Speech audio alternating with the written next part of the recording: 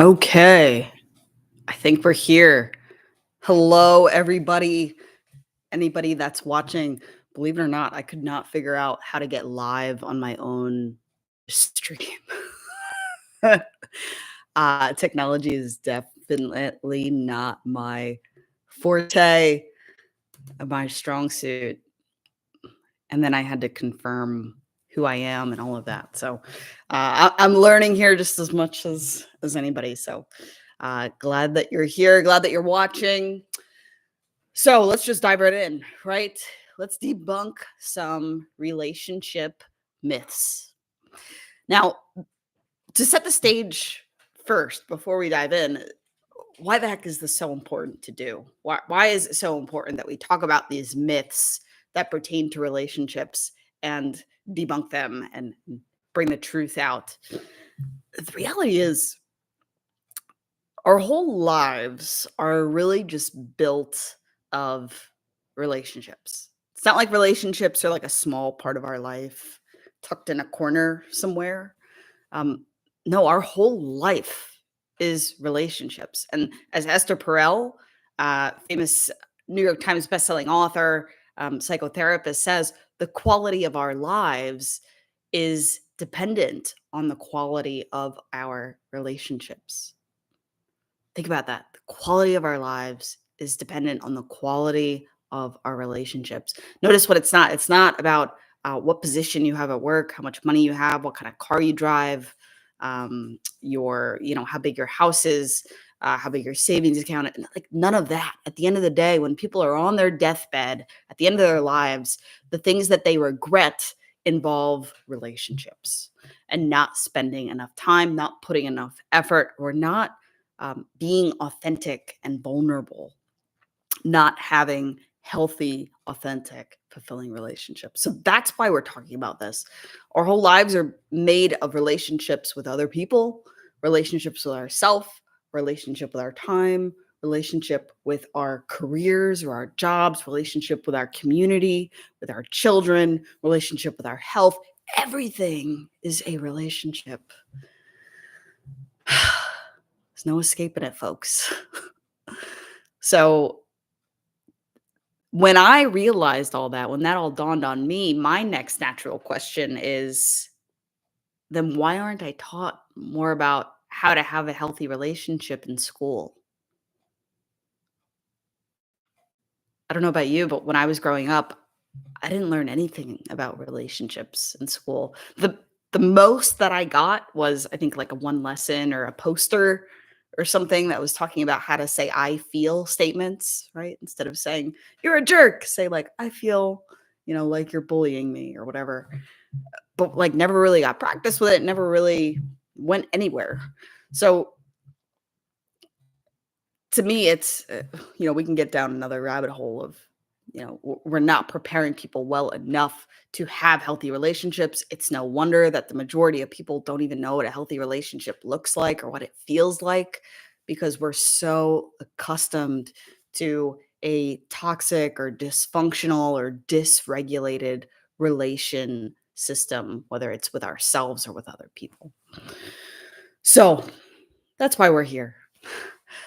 You may already know who I am. For those of you who don't, I'll fill you in really quickly. My name is Jolie Higazi. I am a certified relationship coach.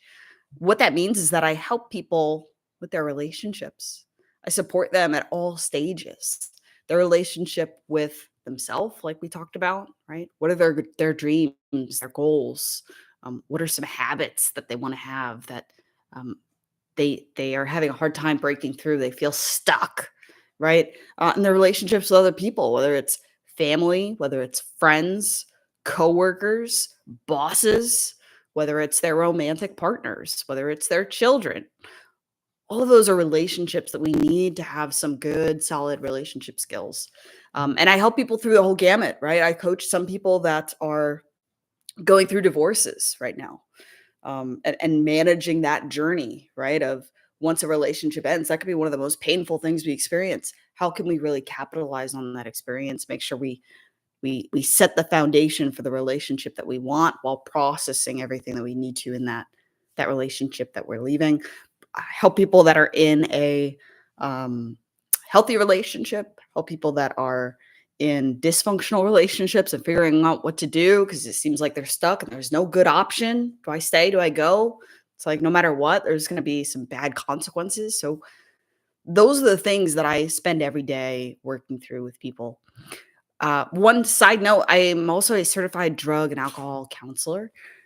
So I have my CDCA, and what that means is that I help people with their relationship to substances.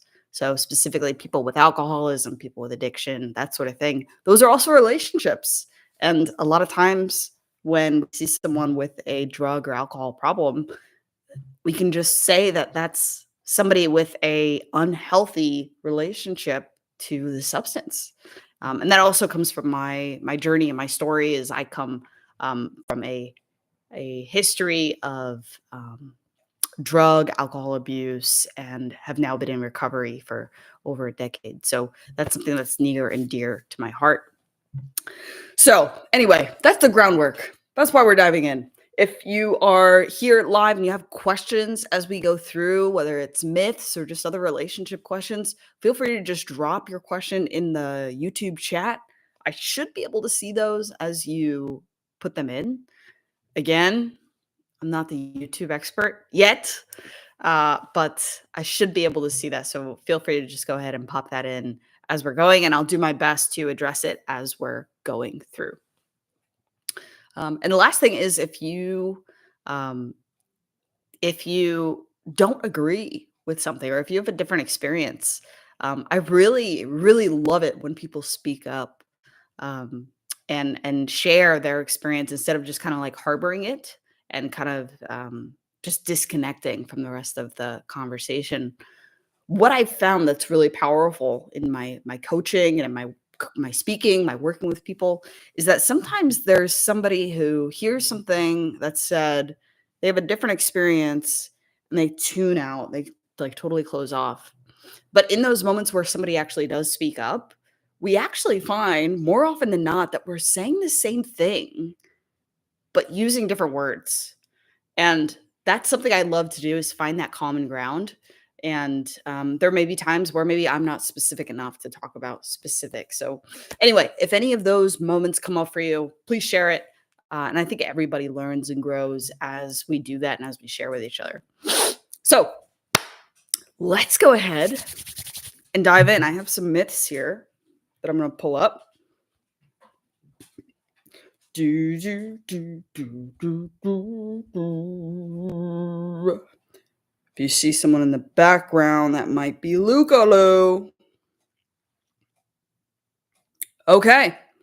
All right. Got some myths here on tap. Let's dig in. Let's talk about them. Okay.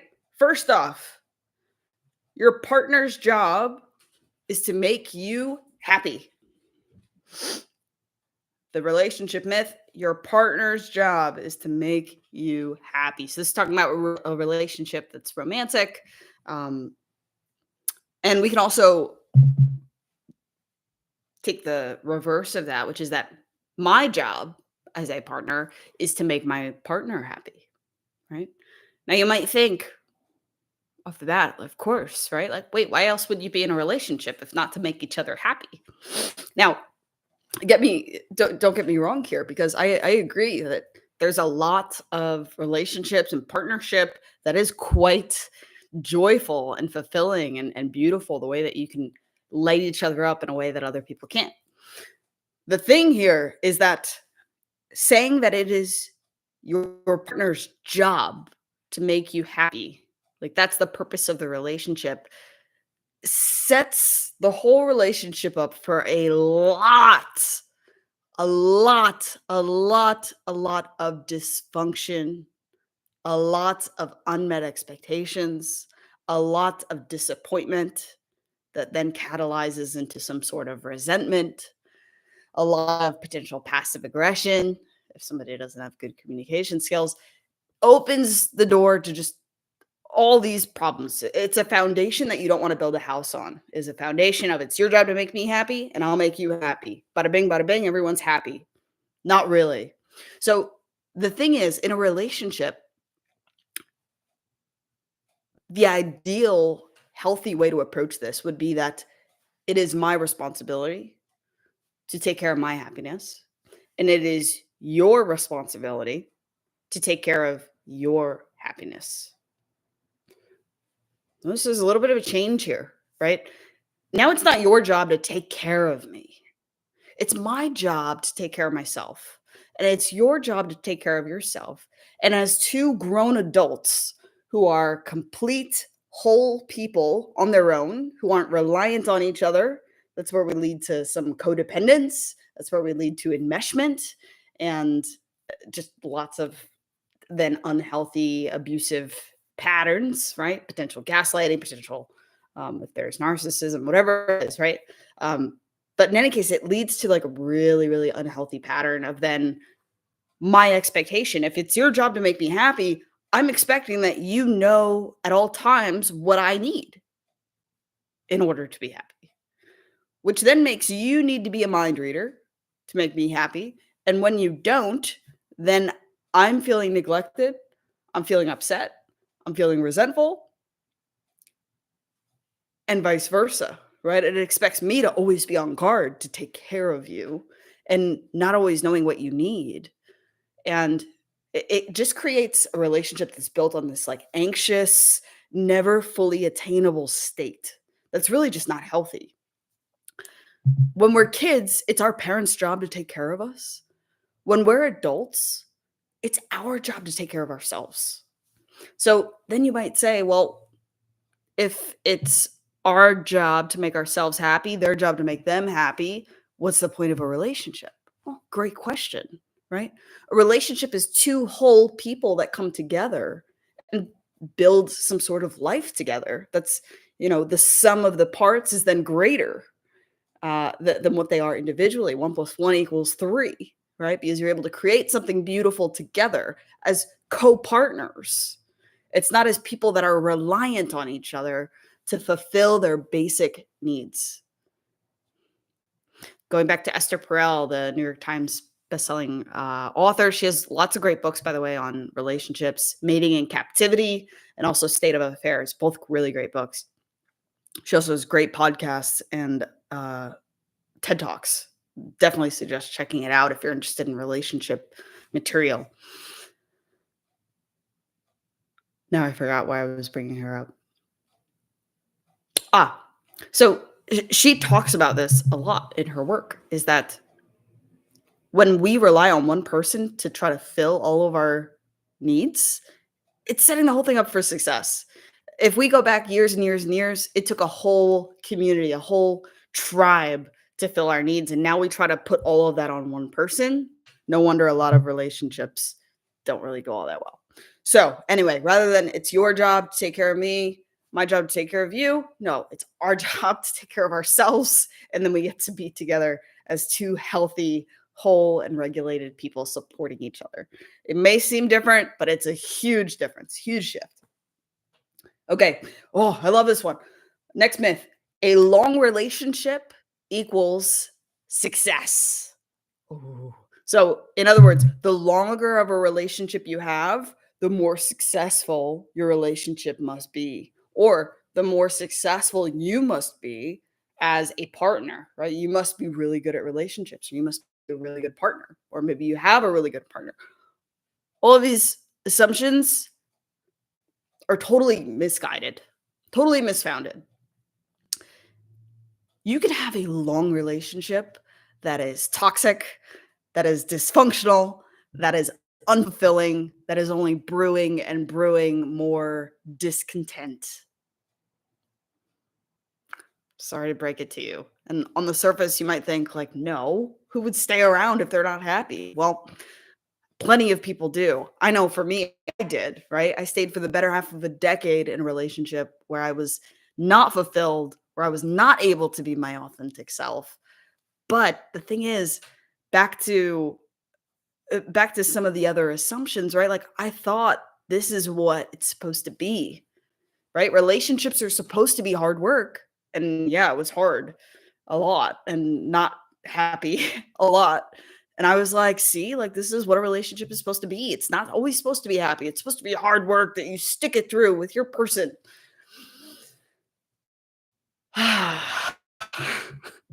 Get me all round up here, folks.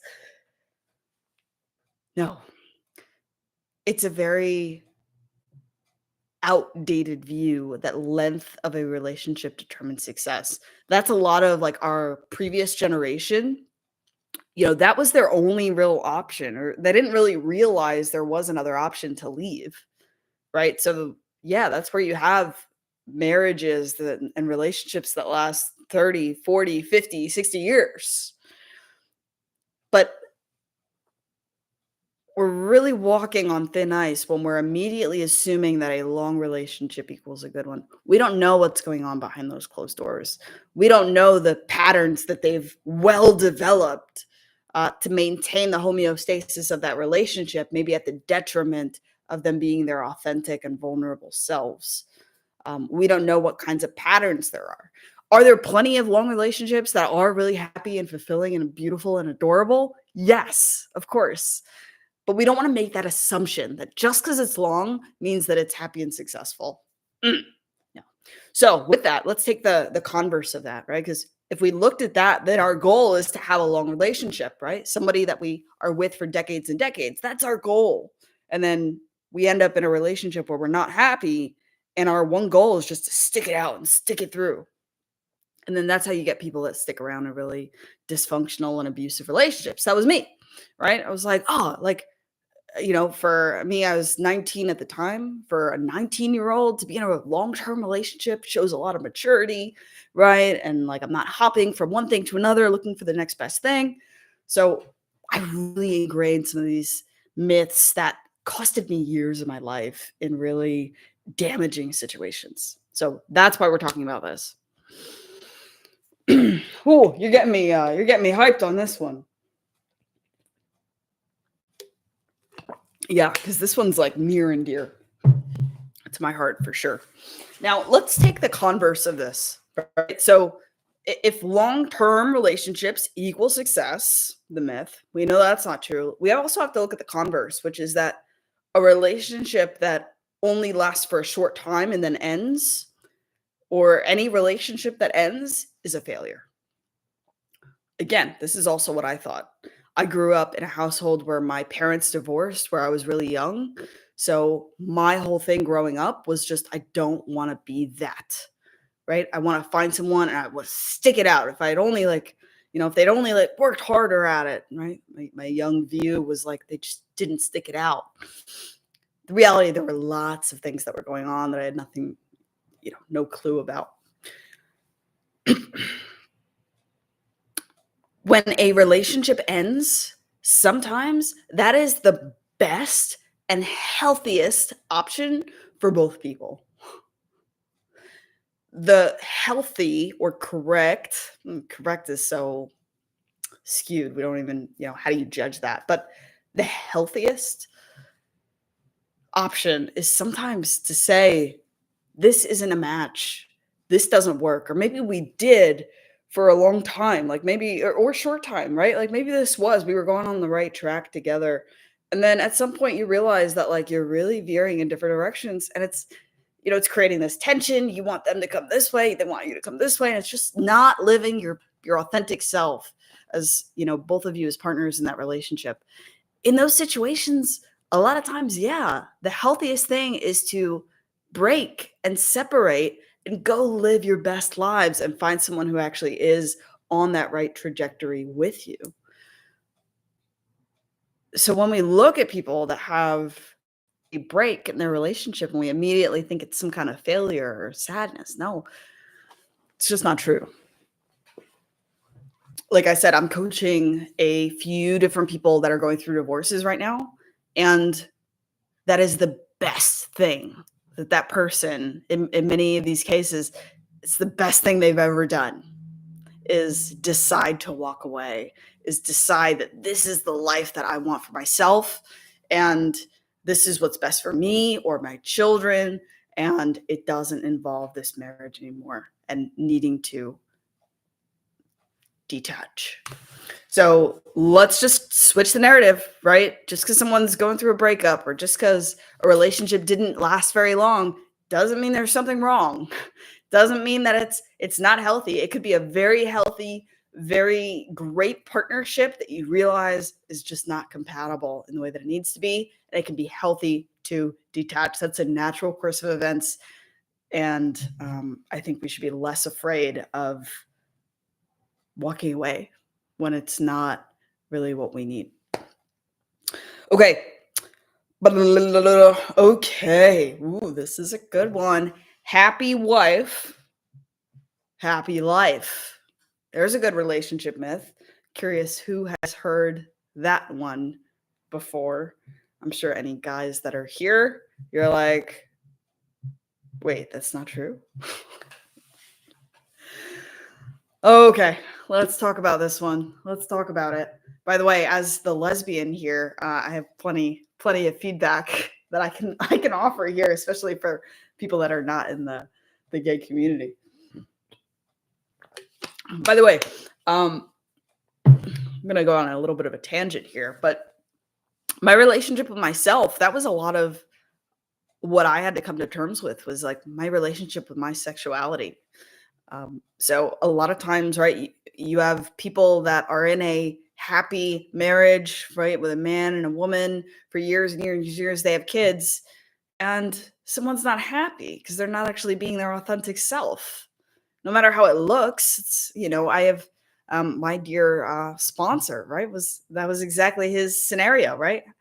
In a marriage, has a kid, and realized, oh, I'm never actually really, really on a deep level going to be happy and satisfied here because I'm suppressing who I really am. And for him, it's I'm a gay man, right? So again, that relationship ended, and now he's living his best life. But I feel like as a gay woman, I am also able to offer a unique perspective into some of this, right? So I can understand in some ways the way that guys think, because a lot of the guys that I'm around are heterosexual men, um, or just otherwise attracted to women, right? And it's about, well, they're very consumed with like, how do I get this woman to like me, right? And a lot of women are in relationships with men that uh, they assume like what it should look like, and I just see so much settling, and it kind of breaks my heart. Um, so I feel like the perspective as a gay woman gives me the perspective almost as a guy and what they're going through, and also as a woman, right? So I feel like I get to kind of like stand on a vantage point where I can see both sides and offer a perspective that maybe everyone can't see for themselves. So I bring that as well. But I feel like so many people are settling because they think this is what a relationship is supposed to be. Relationship is supposed to be hard, right? So when it's hard, they just say, "Oh, see, like this is what it's supposed to be," and or it's my fault, or whatever. Like they just feel like I'd rather do this than be alone, um, or I don't want to go through the pain of a breakup, so I'm just going to stick around. I'll never find somebody just like them. Oh, and yes, I mean this is what I work on with clients. Is a lot of these are just limiting, disempowering, outdated beliefs that again we aren't taught about healthy relationships. We aren't taught about how to spot an unhealthy relationship and how to walk away from an unhealthy relationship.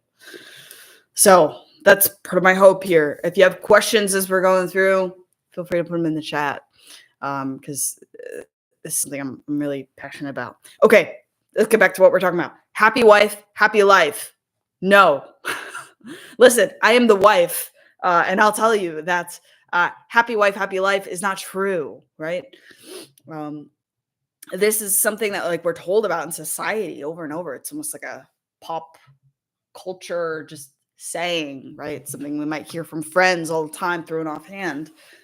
And the reality is, it's a recipe for disaster.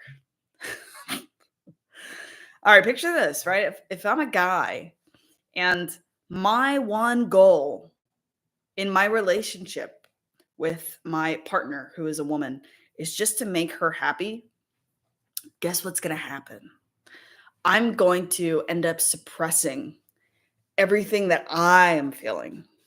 I'm always going to put myself down or on the back burner or always just elevate her and her needs, which sounds nice and romantic and like chivalrous in a way, right? But the reality is, what that creates in this man is this tension and this pressure of his needs never being important or his needs never being able to be expressed.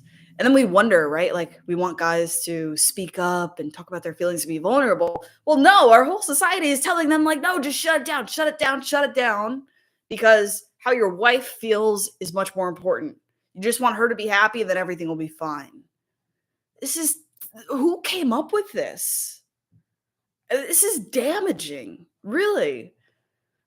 I mean, when a guy is just always thinking about other people, I mean, women do the same, right? If you're always just thinking about other people and you're not taking care of yourself, it comes back to our first myth, right? You're not taking care of you. And then you're expecting other people to be taking care of you, and then they're not. So then you're disappointed, and then you become either exhausted or frustrated or passive aggressive or whatever it is, and they're not meeting your needs, and they don't. It creates this cycle of nothing good. Like, we need to stop telling people these lies, especially younger people, teenagers, right? They hear these things in popular culture, in our conversations, even if we're joking. They hear it and they internalize this of, let me put all my needs aside or my boundaries, whatever it is. Let me just make sure they're happy and then I'll be okay. And a lot of times it doesn't end up that way. You can imagine that would create a guy who's pretty darn frustrated and pretty darn upset and just ready to burst. And it doesn't need to be this way. Partners are on equal footing, right? Both of their feelings matter, both of their needs matter. It's not one person's job to have feelings and the other person to just help, or one person's job to fix things and the other person to always have the issues they bring to the other. No, right? Both people get the right to be their full person, being their authentic human self, right? If you are a human being, you are going to have feelings. You are going to have emotions. The whole thing of, like, men don't have emotions, right? Total bullshit. Right? I work with men all the time. I coach at a rehab. I do recovery coaching at a men's rehab of men who have hit rock bottom. And a lot of times it's their wives who have pushed them out to say, you need to get help. Go away for a month and a half, figure out what you got to do, right? So you're not destroying your life and destroying the family with your substance abuse. Listen, I sit with these guys all the time, and they have just as many feelings as anybody.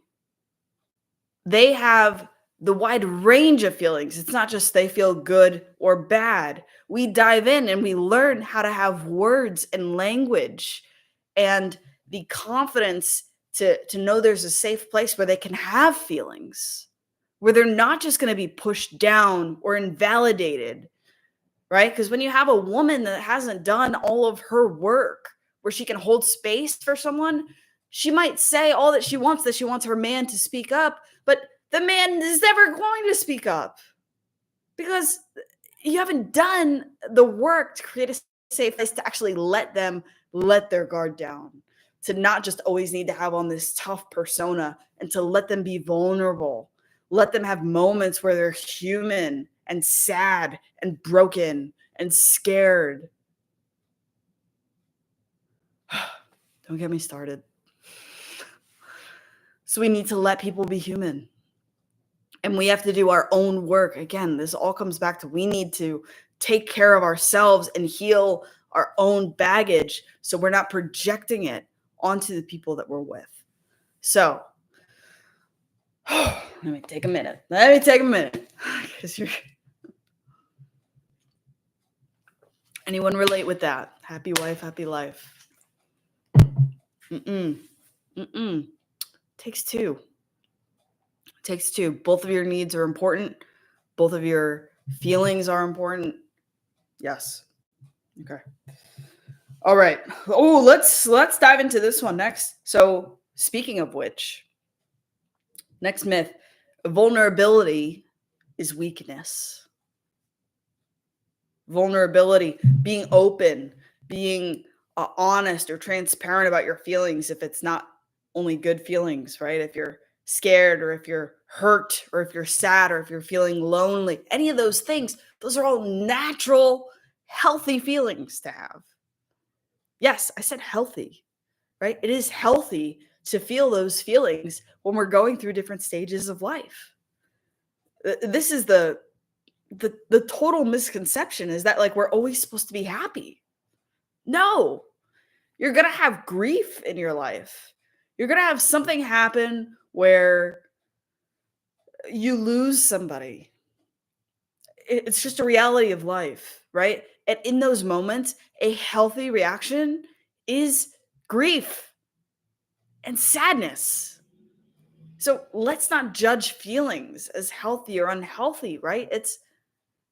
It's healthy to feel. And it doesn't matter whether it's a good feeling or a bad feeling, right? It's healthy to feel and to let it out. And the thing is, if we don't let it out and we just push it in, push it down, it creates a pressure inside of us, inside of our spirits, inside of our souls. And more science is showing inside of our bodies.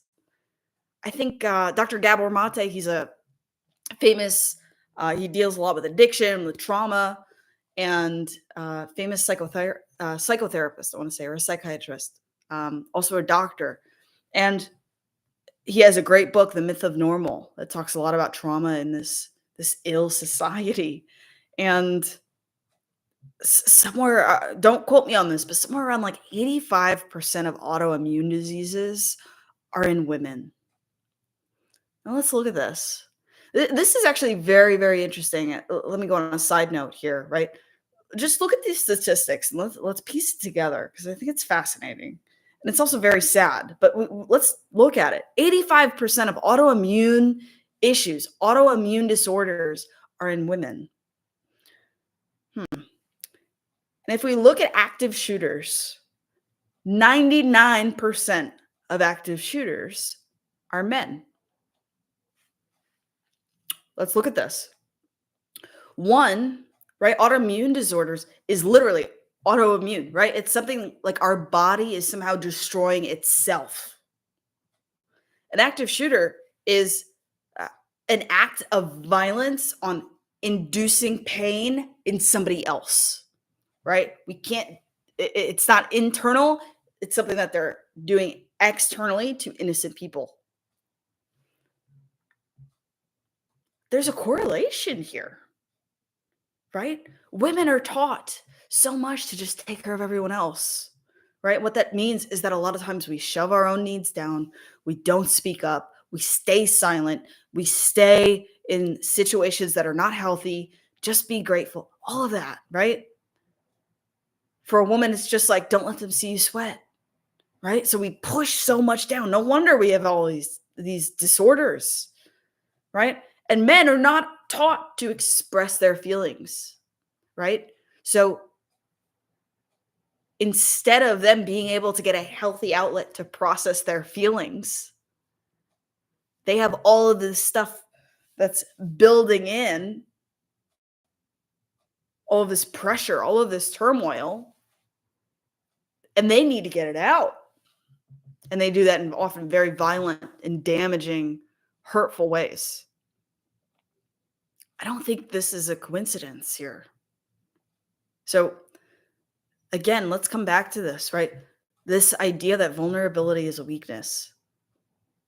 Brene Brown, she's a shame and courage and vulnerability researcher, plenty of New York Times best-selling books. I love her. Great. One of the most watched TED Talks. She describes it this way. It's so beautiful, right? Vulnerability and courage, we think of them as opposite ends of the spectrum. And they're actually the same thing. Now, check this out, right? Vulnerability is when there is emotional exposure, risk, or uncertainty. I'm vulnerable because I'm somehow putting myself out there. I don't know what's going to happen. There's a risk. Now, this is a question she asks, and she asked this in front of servicemen all over the world. And she says, with all the deployments, right? Can you give me one act of courage from either yourself or someone you've observed that did not somehow involve emotional exposure, risk, or uncertainty? In all her years of research, nobody has been able to give her an example. And these are men that are on the front lines and women that are on the front lines who are able to see there is no courage without vulnerability. So again, our society has it all twisted, and we need to rewrite this narrative. Vulnerability is not weakness. Vulnerability is actually how we can measure how courageous someone is able to be. We can measure how much courage they have by how vulnerable they are able to make themselves. Now, this doesn't mean in a aspect of just open everything up and just be an open book to everybody. No, we also need boundaries. We also need a wise discernment and of their disclosure, right? So don't take this to an extreme that it just means everything be open to everybody. No, that's not what we're saying. But when we're holding things in and saying, I'm weak if I'm actually sharing that I'm still really broken about that relationship that ended. Or I put on a good front, but I still miss my mom and we lost her a few years ago. Or, my dad is sick and I don't know how long he has and it really scares me. These are conversations that I have with people every day. Every day. And these are vulnerable moments. These are vulnerable feelings. And we need to be able to share them. It's not being weak. It's being human. And being human means that we are going to have feelings. We are not made to be Superman, right? We are not robots. If we weren't meant to have feelings, we would all just be that AI generated whatever, right? But no, we have feelings. We might wake up and just be having a bad day. We might wake up and feel sad for no reason. We might wake up and be angry. We might, it doesn't always seem like it has a clear cause. That's okay. We're human beings. So vulnerability is not weakness. What we need to do is create communities, create societies, create workplaces, create families and relationships where we can hold space for people with all of their different feelings without us needing to put on a front in order to make everyone else feel safe. Because you think about this, if a guy was to actually, to the ladies here, right, in a relationship with a man, if a man was to come to you and actually say that they are scared, or maybe they don't have a job and they're really afraid, what if they don't find one? Are you able to actually sit there and hold space for that man without immediately jumping to fixing it and needing him to feel differently? Can we hold space for him right then and there as he is, without needing to derive our status from how strong or put together our guy is, right? And as a man, right, can you sit with a woman who is feeling feelings without needing to fix it, but just being there and not deriving your status from being the one who has the answer and solution to everything? If we can do those things, we know those are people who are doing the work. And we need to do we need to be taking care of ourselves if we're going to be able to have healthy relationships. It's our responsibility to take care of ourselves so that we can be the best people as we're in all these other relationships. It's not somebody else's job to do that for us. Woo! Okay. Well, this one's built off of that one. Women are always right. Well, as the lesbian in the room who's been in a relationship with other women and who is often not the one that's right, I can tell you it's not true. Right? Even in lesbian relationships, one of the women is right and one is not at a time. So no, it's just not true. It's, just don't get it's just not true. If anyone would know, it would be me. Okay, just a couple more here because it's really good. Opposites attract. Ooh, so this is good. We hear those two conflicting pieces of advice, especially this is like with dating and finding a partner. We say opposites attract on one hand, but then we also say birds of a feather flock together. Right? So more it's like people that are more similar, that's what's together, or opposites attract. These are seem like two opposite things, which is true. This is the way that I understand it and the way that I've seen with clients. When we say opposites attract,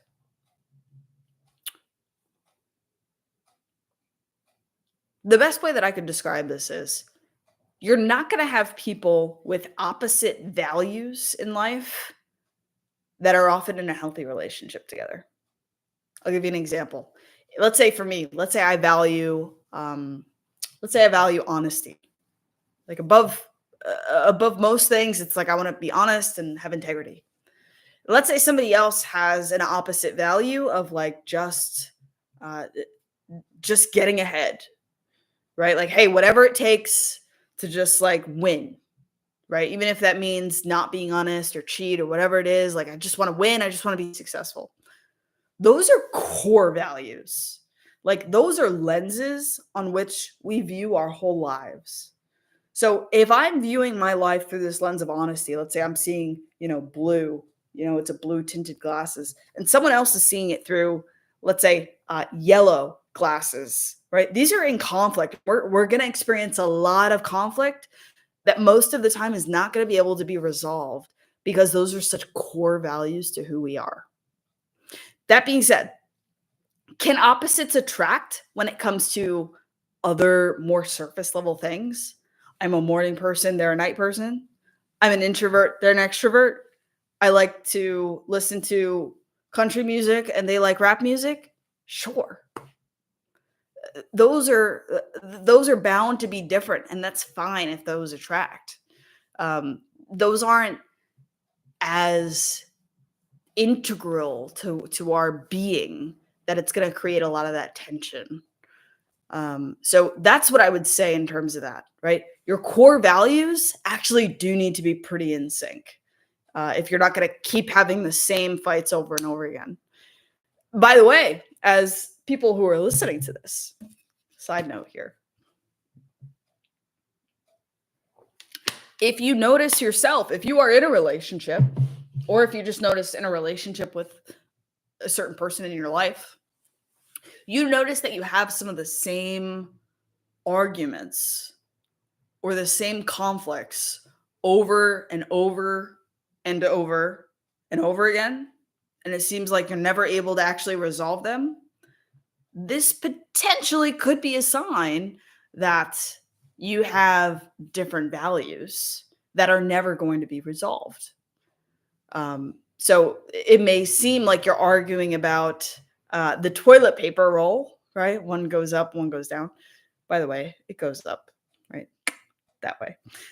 Side note, right? But it might seem like you're arguing about something so stupid or something so trivial, but actually, that argument probably represents something a lot deeper that each of you are not willing to budge on. And the problem is, a lot of times we don't have the communication skills to actually unpack what is actually underneath it so we can actually look at it and see, oh, this is a different of core values. And these are probably not going to be negotiable for each of us. And this is something that could just not be compatible. So it could be a difference in core values. It could be a lack of communication skills.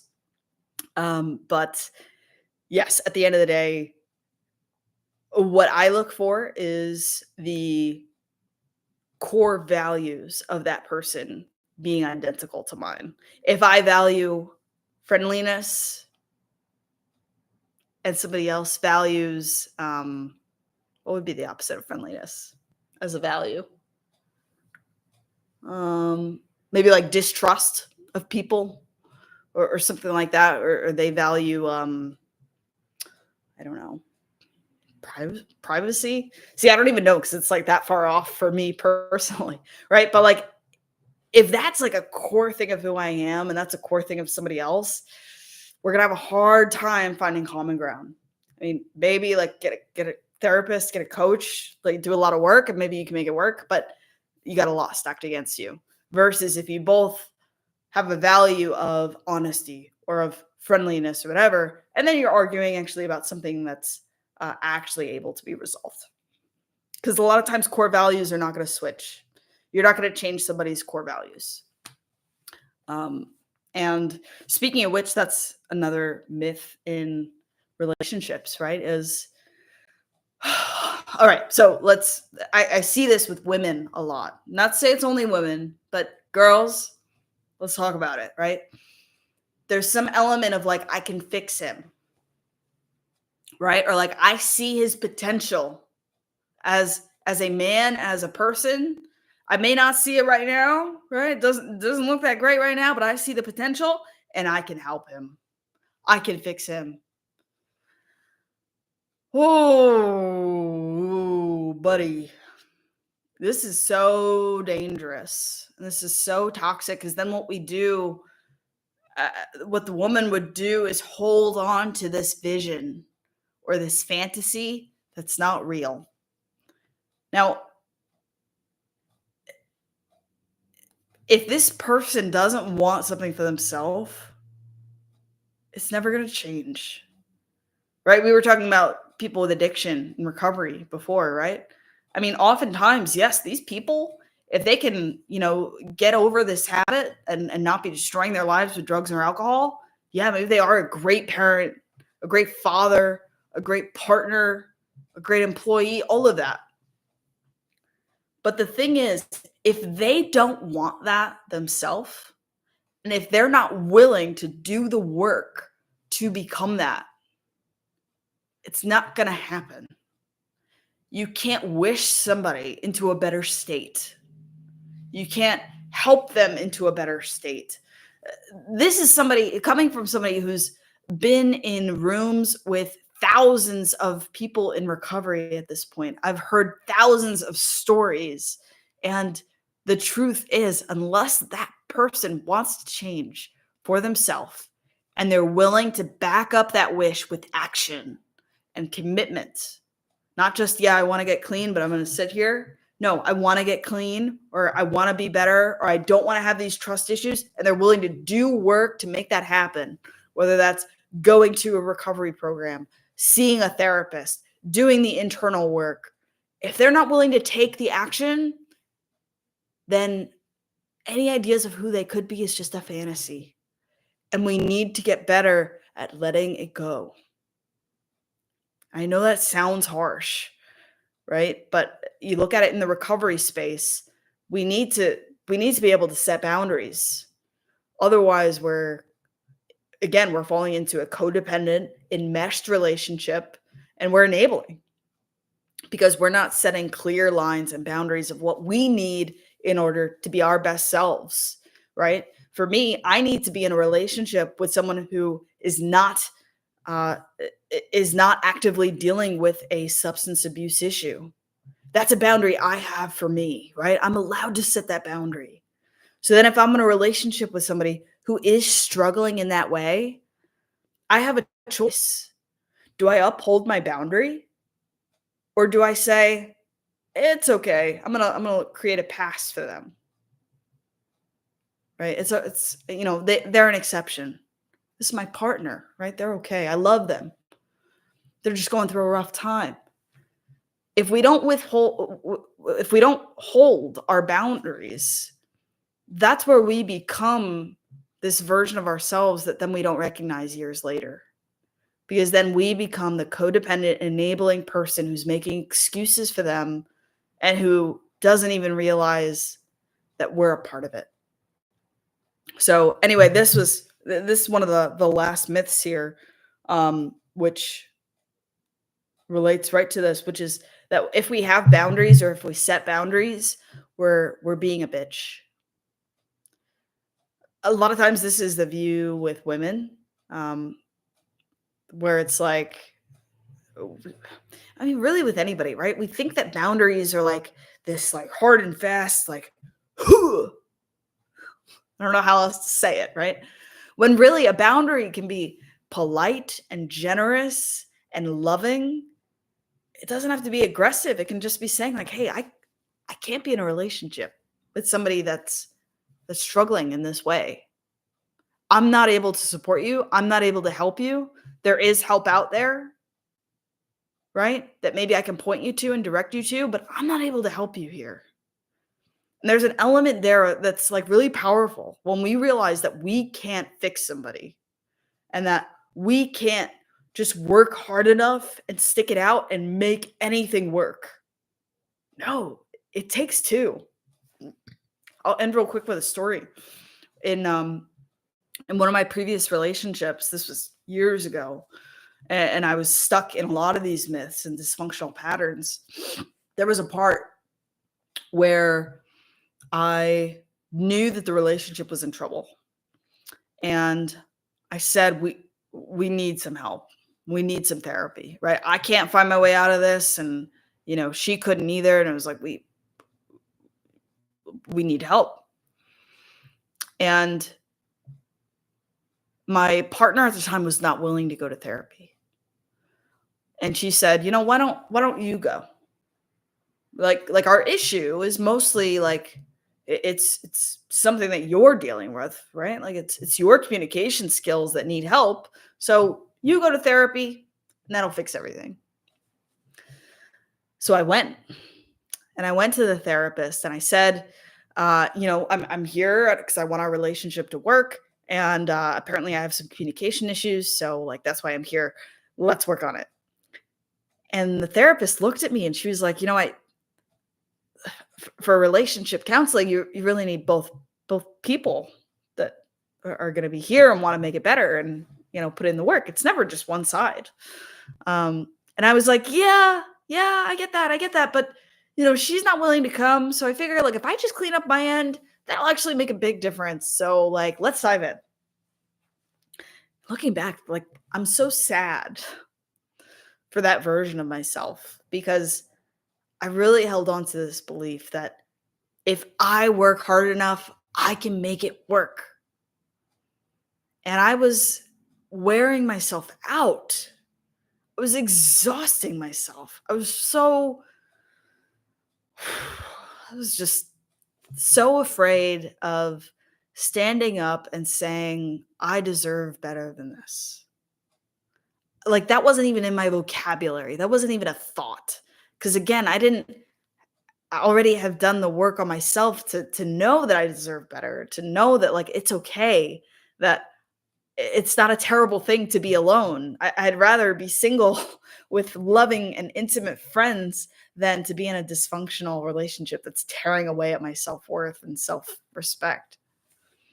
So once that relationship ended, not too long later, is when I really said, like, I'm going to take this time. I'm going to be single on purpose, which, by the way, is a great book. Single on Purpose by John Kim, I want to say. Great book. And I'm going to really develop a good relationship with myself first so that I'm not reliant on someone else making me feel good. And so I don't end up in a relationship where I'm so afraid to leave because I don't want to be by myself again. Taking that time was the most valuable thing that I've ever done.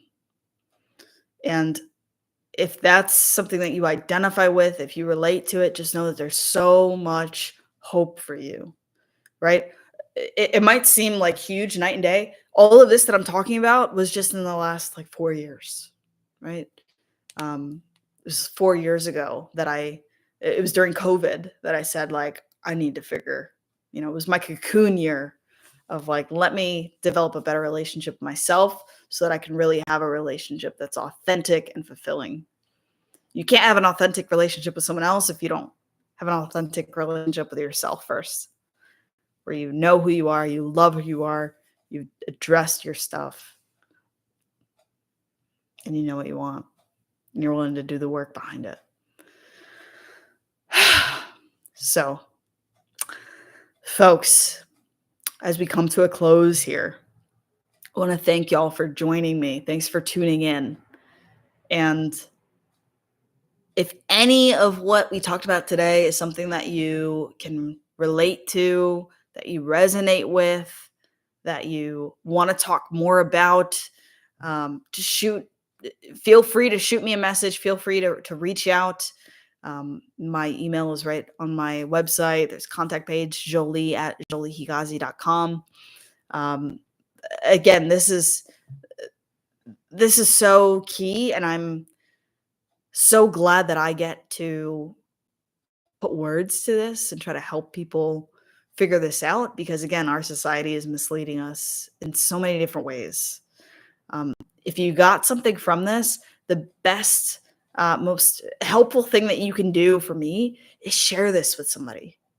Share this with somebody that you feel like could use this, so that y'all both have the same vocabulary as well. And you can actually be on the same page. If you have any questions, feel free to reach out. But until then, just know that you are loved. You are worthy, not for what you do or what you have or what you accomplish in this life.